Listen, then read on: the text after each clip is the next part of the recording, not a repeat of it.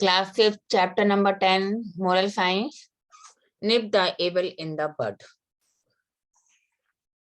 इस स्टोरी में आपको ये बताया गया है कि किस तरह की छोटी छोटी गलतियां जो हम रोज करते हैं और फिर वो हमें मालूम नहीं पड़ता और पता चलता है कि बाद में वो बिग क्राइम बन चुका होता है। तो डेली हम जो है छोटी छोटी गलतियां करते हैं। कभी कभी कुछ गलतियां होती हैं जो इनोसेंट होती हैं और उन्हें हम इग्नोर कर सकते हैं, पर कुछ गलतियां ऐसी होती हैं जो हम जानबूझ के करते हैं और हमें मालूम होता है कि वो गलत है, फिर भी हम उस पे ध्यान नहीं देते और पर डे करते करते वो हमारे लिए या अदर के लिए वो बिग क्राइम का नाम ले लेती है। ठीक है, तो यहाँ पे हम ये रीड करते हैं, we if we commit a sin in ignorance and the innocence, it can be ignored, but if we commit a sin knowingly, it will certainly lead to a number of sin. Similarly, we have to commit a number of other sin to complement the previous sin. So, small sin lead to bigger sin, which go on multiplying and lead to big crime. छोटी छोटी गलतियां होती हैं जो हम ignore कर सकते हैं या इनोसेंस में हो सकती है, हमारे बचपने में हो सकती है। जैसे किसी को मूर्ख बनाते हैं, किसी को बेवकूफ बनाते हैं, बट कभी-कभी हमसे बहुत बड़ी-बड़ी गलतियां हो जाती हैं जिन्हें हम इग्नोर कर देते हैं, पर वो हमारी हैबिट में आ जाता है और वो आगे चलकर हमारे लिए बिग क्राइम बन जाता है। If we check our small sin in the beginning, there is no danger of our falling into greater sin. अगर हम शुरुआत में ही अपने गलतियों को, अपनी बुराइयों को चेक कर लें, तो हमें बड़ी-बड़ी जो बुराइयां होती हैं, उनसे हम बच सकते हैं। So, if we should try to cultivate good habit from an early age, इसलिए हमें कोशिश करनी चाहिए कि जब हम छोटे सी एज में हों, तो अपनी हैबिट में अच्छी गुड जो अच्छी-अच्छी बातें होती हैं, उन्हें इकट्ठे करनी चाहिए। This will help us in the later life. Hence is a story जो हमारे लिए बाद में बहुत ही हेल्प करती है। यहाँ पे एक स्टोरी है। जैसे कुछ बच्चे होते हैं, मजाक-मजाक में दूसरे का पेन बैग से निकाल लेते हैं, फिर अगले दिन फिर वही काम करते हैं। फिर धीरे-धीरे उनको लगता है कि अरे ये तो हैबिट में आ गया।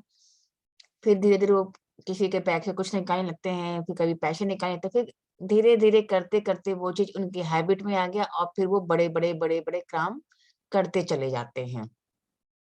कुछ बच्चे होते हैं जो अपने पेरेंट्स से, अपने टीचर से झूठ बोलते हैं। कभी-कभी तो झूठ सही होता है, ठीक है, बीमार पड़ गए, काम नहीं हुआ। लेकिन कभी-कभी करते-करते वो उनके डेली लाइफ में, डेली रूटीन में शामिल हो जाता है कि आज मैं बीमार पड़ गया, आज मेरे पापा नहीं थे, आज मेरी मम्मी नहीं थी, आज मैंने ये काम नहीं किया, करते-करते वो चला गया। अभी मैं यहाँ पे ऑनलाइन की बात करती हूँ, तो बहुत से बच्चों के पेरेंट्स को पता ही नहीं होता कि उनका एग्ज़ाम कब है, उनके बच्चे एग्ज़ाम दे रहे हैं या नहीं दे रहे हैं। ये छोटी-छोटी हैबिट है।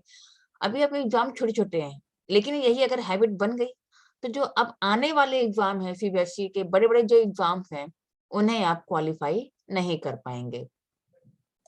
तो चलते हैं हम यहाँ पे एक स्टोरी की ओर। An Arabian was lying in his tent. His camel was standing outside the tent. It was a very cold night. The camel was feeling very cold.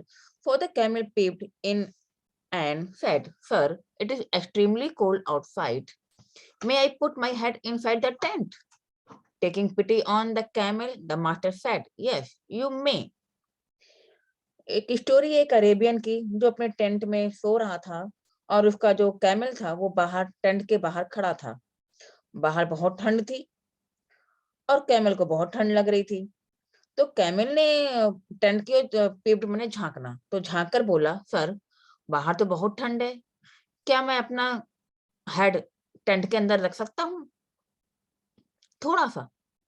तो मास्टर ने कहा, ठीक है, थोड़ा सा सर रख लो, क्या जाता है ना, ऊपर की ओर तो जगह है ही, तो थोड़ा सा सिर रखना था, रख लो, कोई बात नहीं। After some time again the camel said, "Master, may I warm my neck?" The master was kind-hearted man, so he answered, "Yes, yes, you may." Then after some time he asked if he could put his front leg inside as his leg were numb owing to the cold. His master permitted him to do so. फिर कुछ देर बाद camel फिर कहता है, master, क्या मैं अपने नेक को रख सकता हूँ? क्या मैं अपने नेक को रख सकता हूँ।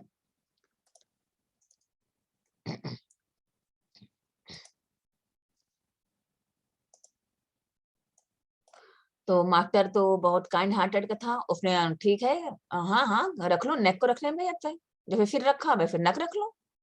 फिर कुछ देर बाद फिर वो कैमल बोलता है कि मेरे जो पैर के जो नंब हैं, अ, जैसे हम लोग अपने फिंगर्स को बोलते हैं ना, टो और फिंगर्स बोलते हैं पैरों के, तो उस तरह इसके लेग के पास जो नंब है, वो बहुत ठंडे हो रहे थे, तो क्या मैं अपने लेग को अंदर रख लूँ?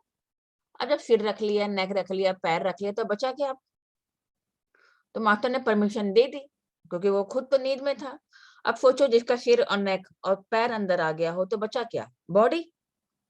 तो जाहिर है, अगर 2 पैर आगे आया तो आधी बॉडी भी अंदर आ गई।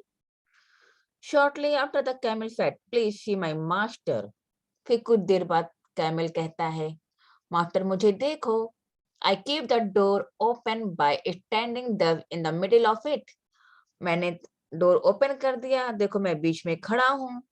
It would be better if I come in all together. इससे अच्छा हो कि हम दोनों साथ में रह लें, क्योंकि वो बीचों बीच खड़ा हो गया था। देखो, वो सो रहा है और जगह थी, और धीरे धीरे वो घुस के अंदर आ गया। फिर उसने मास्टर से कहा कि हम दोनों साथ में रह सकते हैं। फिर दोनों आ गए अंदर। The master did not object and the camel stood inside the tent entirely. Master ने कोई ऑब्जेक्शन नहीं किया, क्योंकि वो तो उसी का कैमल था। ठीक है भाई, वो काइंड हार्टेड का था। तो इस तरह से कैमल क्या हुआ कि पूरा का पूरा वो टेंट के अंदर आ गया। उसके बाद क्या हुआ कि जब वो पूरा के पूरा अंदर आ गया, completely with his body, then the camel turn to his master and said. तो अब कैमल की बारी थी, उसने मास्टर की ओर देखा और कहा, the tent is too small for both of us. You are smaller of the two. You must keep out. With these words, he pushed the master out. फिर उसने अपने मास्टर से कहा कि भाई, टेंट तो बहुत छोटा है हम दोनों के लिए, और हम दोनों में फिर तुम छोटे हो, स्मॉल साइज के हो, तो तुम्हें बाहर रहना चाहिए। और यह कहते हुए कैमल ने मास्टर को पुश कर दिया बाहर की ओर, और खुद टेंट के अंदर आ गया। ठीक है, अगर आप समझदारी से काम किया होता उस अरेबियन ने, तो जाहिर है कि इतने लॉन्ग एनिमल को टेंट में रखना, हेड को रखना, फिर नेक को रखना, तो समझ जाना चाहिए था जब हेड और नेक आ गए तो बाकी की बॉडी बाहर कैसी रहेगी। लेकिन नहीं, उसने एक पे एक गलतियां करी और फिर वो खुद ही उस डेंजर वे में आ गया। Children, you must learn to nip the evil in the bud or it will overcome you in the end. इसलिए बच्चों, या तो तुम शुरू से ही बुराइयों को समझना सीखो, और या फिर तुम इसमें ही फंस जाओगे। ठीक है, उसे खत्म नहीं कर पाओगे, और इस तरह से तुम ही खत्म हो जाओगे, बाहर नहीं आ पाओगे। ठीक है, जिस तरह से मास्टर बाहर आ गया, अब तो वो कुछ कर नहीं सकता। तो इसी तरह से आपको अपनी गलतियों को सुधारना है। अगर आपके पेरेंट्स, आपके फ्रेंड्स, आपके नेबर, आपके टीचर अगर आपसे कुछ कहती हैं सुधारने के लिए, तो उन्हें आप जरूर सुनिए, क्योंकि आपकी एक गलती आपको बड़ी से बड़ी मुसीबत में डाल सकती है। Take care, bye.